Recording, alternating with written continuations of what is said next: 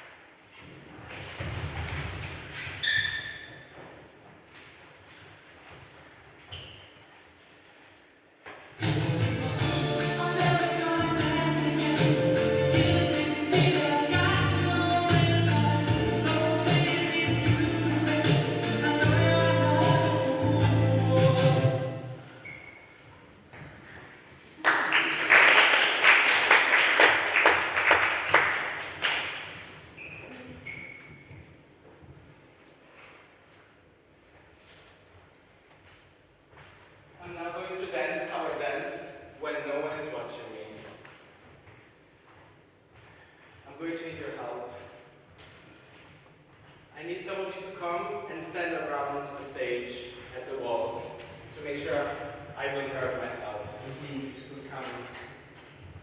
Thank you so much.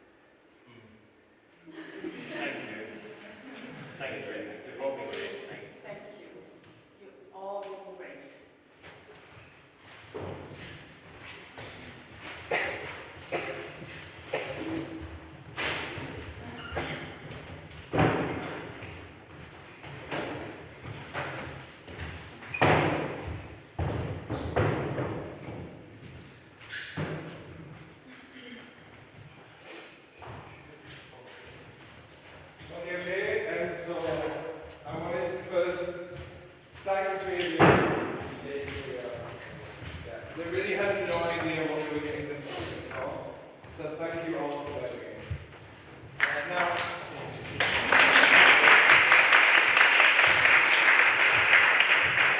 so part of this project is really what it's like to be a dancer both on stage and off stage. It's a project I'm doing about the lives of freelance dancers to try to expose some of the often very precarious situations that we find ourselves in to a wider audience, such as yourselves. So, as you've already just seen a bit of the on-stage part, I thought I'd take the next few minutes just to ask these dancers about some of the things that happen off-stage, behind the scenes. So I'll start with an easy one. Could you all just tell me who you are, where you come from, and can you tell me one thing you like about being a freelance dancer? I'm Björn. I'm Belgian. I am a freelance dancer in theory. Why? I am currently not dancing at the moment. As you all know, that's a lie, but I don't have a job as a dancer.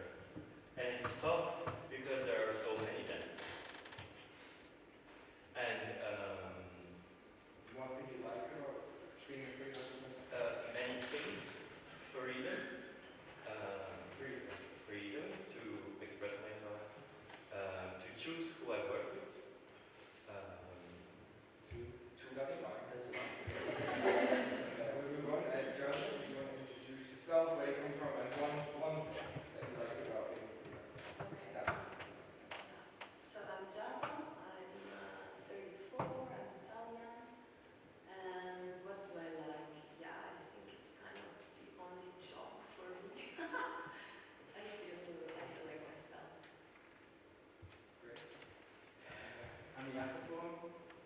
I live in Skadek. And what I like about being a freelance dancer in Belgium is that I get paid. That you get paid when you work. Yeah. Ah, yeah.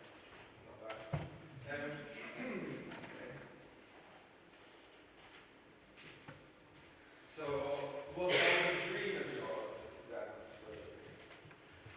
Yes, it was. It wasn't always the easiest thing to aspire to.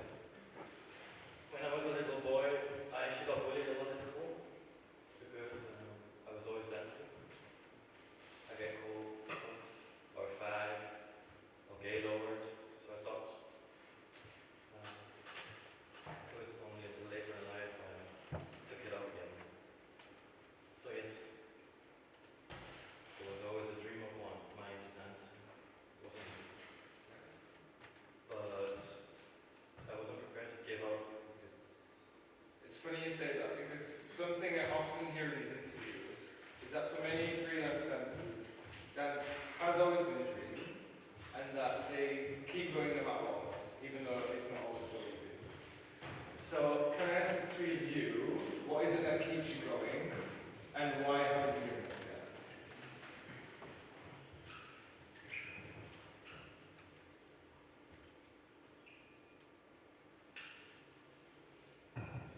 Sorry, what was the question?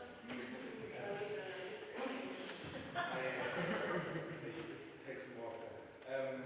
The question was, if it's such a hard life to be a freelance dancer, why haven't you given up yet? Well, I'm actually thinking about quitting, to be honest. Me too. Yeah. This is a response I hear more and more. And when I ask why, the usually get responses like, They pay shit. or I'm always having to fucking prove myself. and also, I have too many jobs, like no jobs. and also, And Yeah, also like the I'm every week just destroying me after a while. and things I feel like, like I can't stand up for myself because in the end, we are all suckable. And replaceable. and this is a good one. I really don't like having to lick anyone. But I don't like to lick anyone. Exactly. Why should any of you? I can understand, I really can. And I'm sure many of the audience also know how frustrating it is to dream about doing something your whole life long and then not being able to do it because you're not one of the privileged ones or you don't know the right people. But anyway, let's talk about when dreams do come true and you're actually working on a performance that does interest you and inspire you. With a choreographer you do respect and admire. What's that? Oh, that's amazing.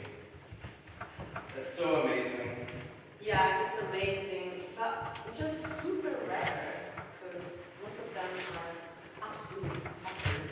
I mean, I'm sorry to say that, but it's Don't worry.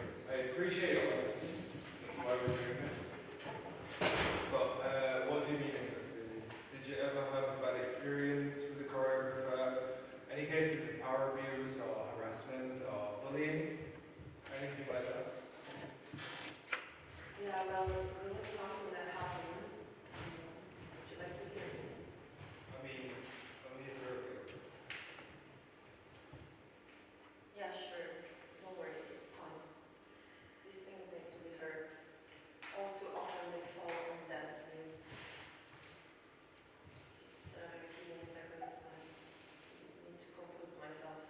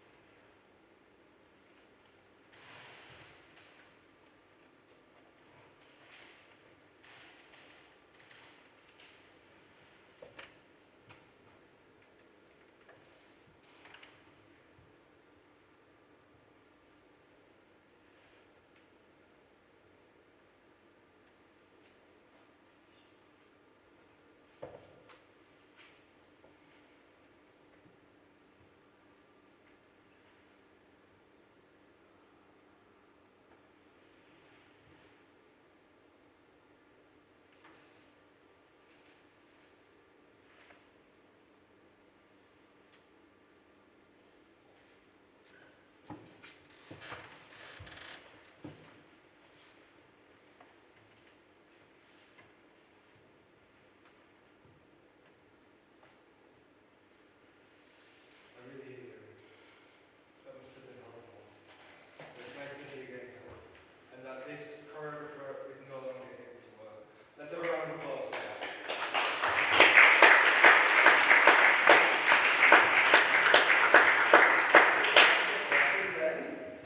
Did you always dream to become a freelance dancer? No, actually I didn't always dream to become a freelance dancer. I didn't think such a job even existed. And this is going to sound weird, and maybe even slightly wrong, but I first dreamt of becoming a soldier in the British Army. So when I was a teenager, I was in the British Army Cadet Force, trained to be a soldier, learning how to fire a gun, how to follow commands and obey instructions, training my body so that it would become ready for whatever was thrown at it. I was getting ready to fight, for my body to be used as a weapon. But thankfully that dream faded away as I started to dance. And then yes, the idea of becoming a freelance dancer slowly crept into my head. And I didn't look back. Actually, did anyone else ever dream of becoming a freelance dancer? You know, a quick show of hands?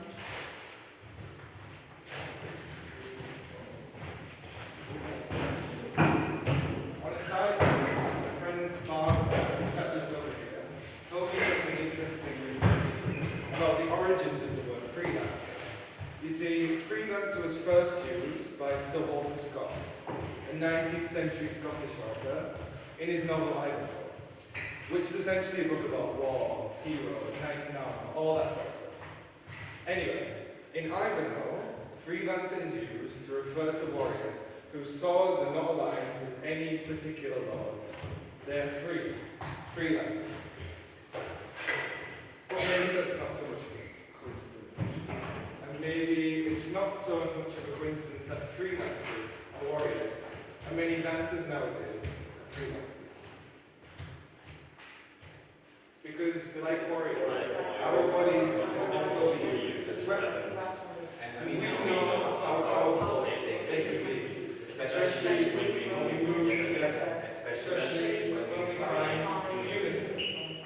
But We we too can also feel alone, defeated, like giving up, like like there's no hope, like like we've lost the battle. we We too too can can feel feel like like there's there's something something devastating. When in there's that so much change going on right now. when there's so much to change, We might not have any jobs. We might be employed. We might only have one body. But like warriors, we too are fighters, not quitters.